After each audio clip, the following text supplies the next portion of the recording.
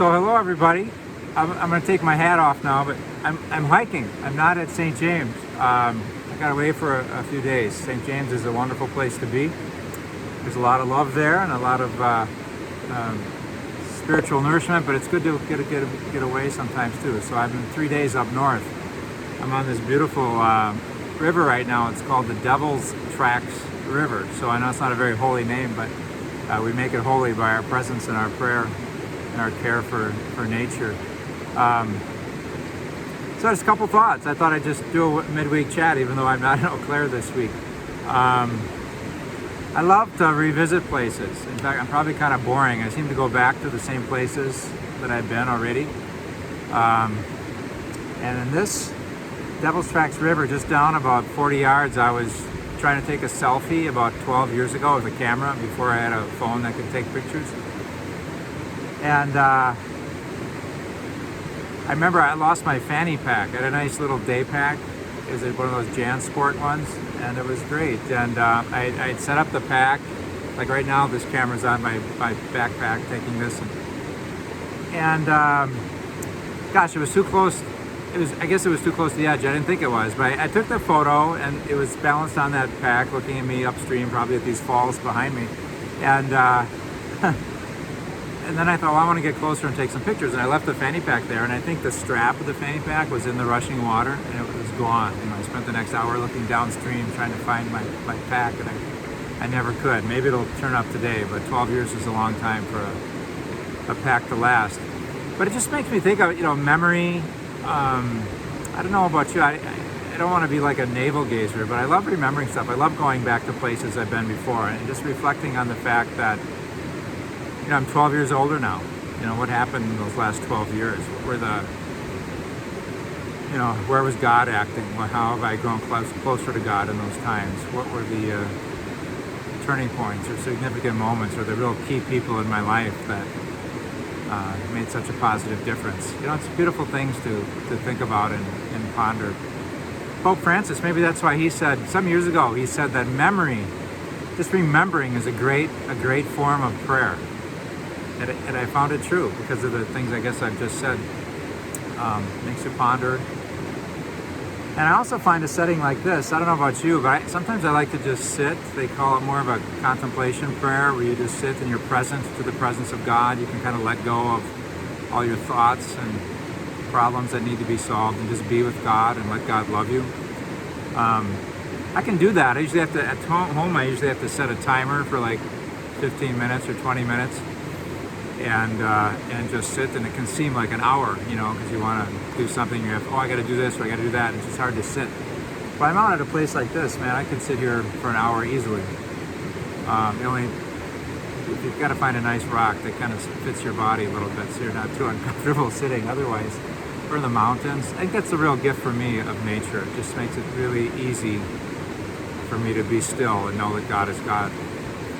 For a long time. So there's some little reflections on nature.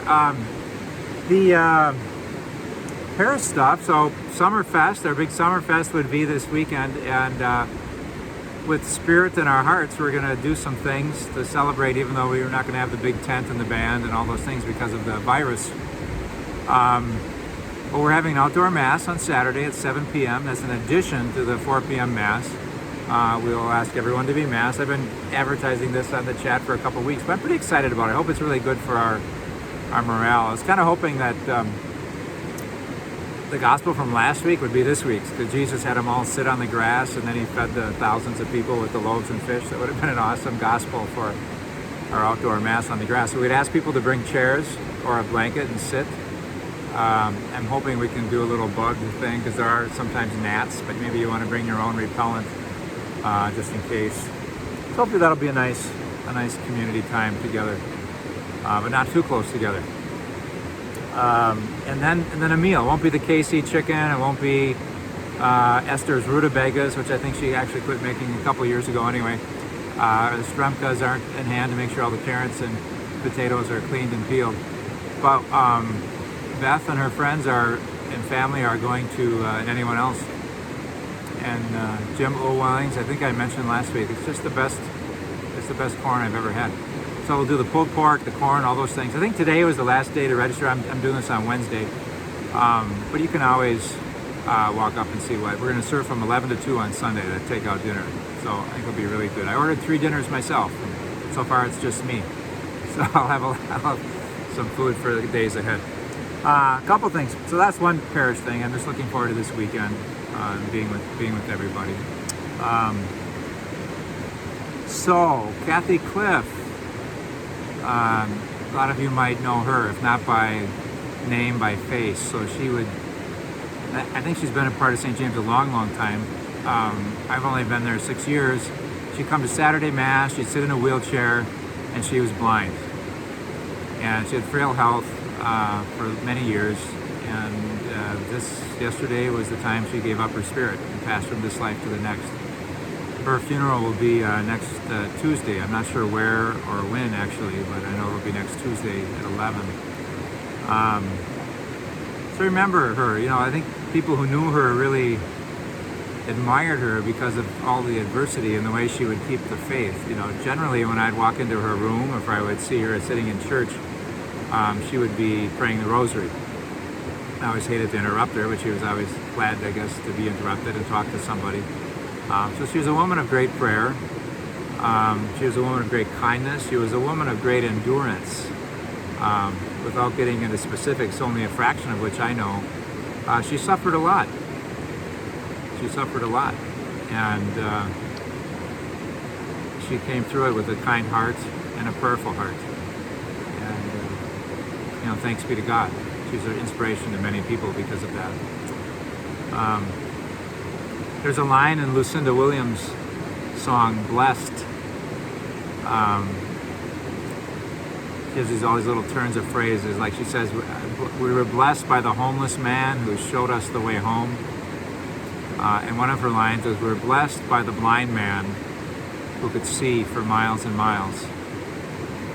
And I think people that knew Kathy could say that, who were blessed by her presence. The blind woman who could see for miles and miles, who could see God, who knew why she was here, who knew that she was united even in her suffering to the love of God, the presence of God, who raised Christ from the dead. So Kathy, you're enjoying your eternal reward after a long life and oftentimes very painful life. So I saw her about a week and a half ago, 9 days ago, and she's in good spirits, I have to say. She anyway, she was glad. She told me it was probably part of her sickness, but she told me she was glad to be losing some weight. So she had that sense of humor. Anyway, so God bless her. And I mentioned that on the tape mass we prayed for John Williams. He's not a St. James guy, he's a St. Joe's Menominee guy, but really a great man of the church. And he died this week. He had cancer for a long time. And he was president of the pastoral council there. He just did a lot. Church meant an awful lot to him. He helped so many people with, he was a family therapy teacher at UW Stout. And I don't know what to say about him, but I'm always inspired when people just really give so much of their life to church. He was a scholar. He used to give talks, Clare or in Menominee about Vatican II and the church. He had a passion for that. And in his own spirituality, I just always respect him because he had both a real devotional sense. So he was part of the corps at St. Joe's Parish that would always sign up for Eucharistic adoration, sit for an hour in front of the Blessed Sacrament and pray. And at the same time, he'd be an activist to feed the hungry and shelter the homeless. And sometimes those things go together, but they don't always. Sometimes people are very devotional, but they're not really too much into reaching out to the marginal in society. And some people are really into reaching out to the marginal of society and the vulnerable, but they don't have a lot of time for rosaries and Eucharistic adoration and things like that. So he was really a complete package that way and an inspiration to me. A little bit maybe like Dorothy Day. I didn't know her, but she's a famous figure from the 20th century. So anyway, those Kathy and John, I remember you fondly. I pray for you as I walk these trails today. I don't know, next week we meet, the Eau Claire priests meet for a couple meetings about schools and stuff, so I might have more kind of nuts and bolts things to report then. And I guess as I'm just thinking about my life and your lives and trying to appreciate stories, Kathy's life, John's life, and remembering things and seeing that as a form of prayer, maybe that can be a little spiritual tip from me to you today, to be fascinated with our lives, with your own life. I mean, God gave you life, and what you do with it is fascinating, I think. And we can do great things, and we can do things that aren't so great. There's a quote, I don't know who said it, but that why did God make us? God made us because he loves stories. So let's make our lives a good story. That's one great thing I think of every Easter time for some reason, is to live our lives such that each of our lives would make a great story. I think that's a great barometer to gauge our lives by. You know, sometimes it helps us to maybe take a chance to do something interesting, to reach out to somebody. You know, make your lives interesting, you know, in a good way, you know, not by doing silly damaging things, but, you know, for the sake of God and for the sake of love, that might be interesting. Live our lives in such a way as to make a good story. So, okay, I think that's about what I got just for check-in today. I appreciate our staff. We got a Cracker Jack staff back at St. James, so when I get away, I never fear that there's any problem that they can't handle. So, thanks to all of them. So, we'll see you this weekend if you come to church or watch Celebrate Mass through the video. God bless. Let us pray. Loving God, this beautiful running river with falls.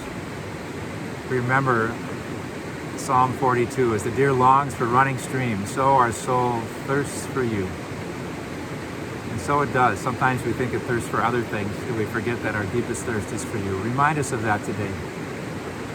Help us to know that we are loved and that we are called to live full and joyful and generous lives, to have courage when we are fearful, and to have hope when we are suffering. God bless you all. Bye.